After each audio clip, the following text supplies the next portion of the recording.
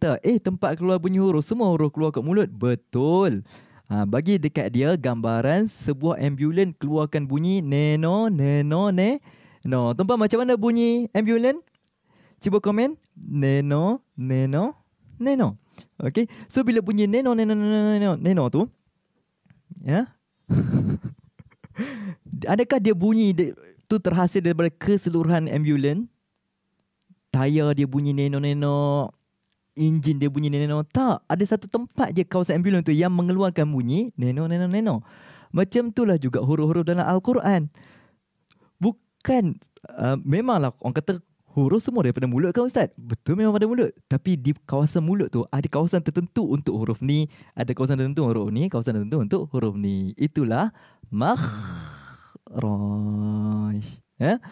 Manakala yang dikatakan huruf zal yang kita bincang tadi itu makhrajnya dekat sini. Dekat sini. Ya?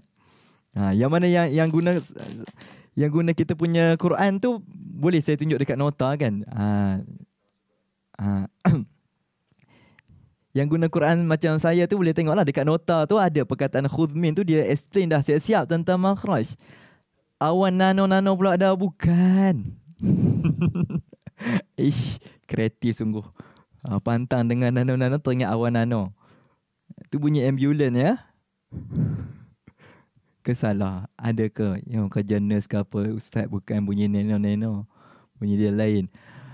Okey, ni huruf zal ni, makhraj huruf zal ialah hujung lidah menyentuh hujung gigi kacip atas. Muka surat berapa Ustaz? Kita sekarang di muka surat 203. Okey? Clear? Jelas?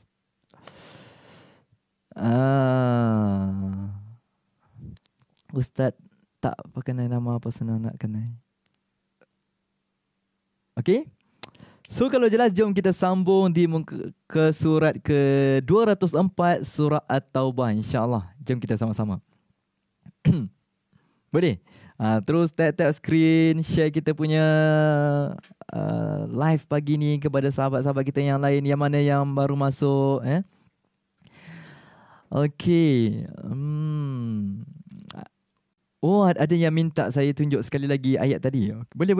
Kita tunjuk sekali lagi ayat 103. Jajak. Kita ulang kaji sikit sebab tadi Alana kita dah discuss dia punya makhraj. Okey, ayat 103. A'udzu billahi minasyaitonir rajim. Tengok ayat sambil tu tengok mulut saya juga. Macam mana kita nak baca kat situ? خذ من أموالهم صدقة تطهرهم وتزكيهم بها وصل عليهم. Nampak? خذ macam tu.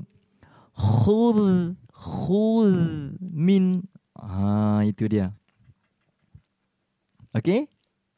Baik, terus ke 204. Harapnya jelas tadi ya. Jelas. Kita terus fokus ke muka surat 104 yang mana dah tap screen tu. Terima kasih sangat-sangat sebab saya kira tuan-puan berjasa kepada sahabat lain untuk menyebabkan mereka nampak kita punya sesi pengajian pagi ni. Tambah-tambah hari cuti ni, saya kira sepatutnya hari ni ada 5,000 orang lah sepatutnya.